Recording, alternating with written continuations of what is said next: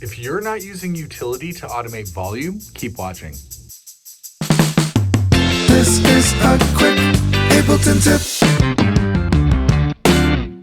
Hello, my name is Jordan Pastorino, and welcome to another installment of Quick Ableton Tips. Today, what we're going to be talking about is utility volume automation, or automating volume of tracks, groups, whatever it is you're trying to automate in Ableton using the utility plugin. Now, you may be asking yourself, why would I use utility to automate volume? Well, the first reason is that the resolution that we have on these volume sliders in Ableton over here, if I were to automate this, I only have 6 dBs of resolution upwards, so I can only add 6 dB of resolution. I can take away a lot more, but if you're moving up and down when you're automating volume, this can be a bit of a drag because you only have so much room above. Now, the reason I would probably use utility instead is that we have a lot more resolution in this gain knob to be able to automate volume. So I've got a little track going here. It sounds like this.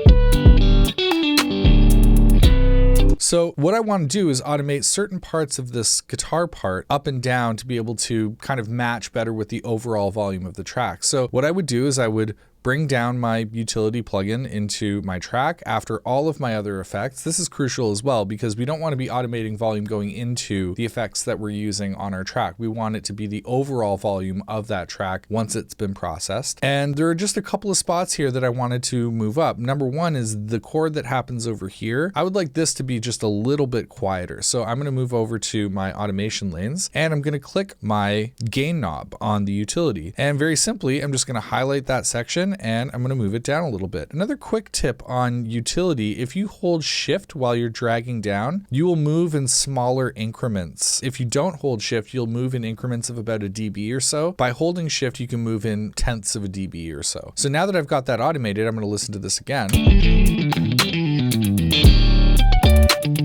And that kind of does the trick. That chord that happens on the first beat of that third bar, that's feeling more in line to me now with the rest of the part. Now, another cool thing about using utility to automate volume is that if you're not sure, if you want to be able to compare between what the volume was before you started automating and what it is now, you can very easily just turn off the utility plugin and that will allow you to A/B between the two different volumes that you have. So without automation, it sounds like this. And with automation, it sounds like this.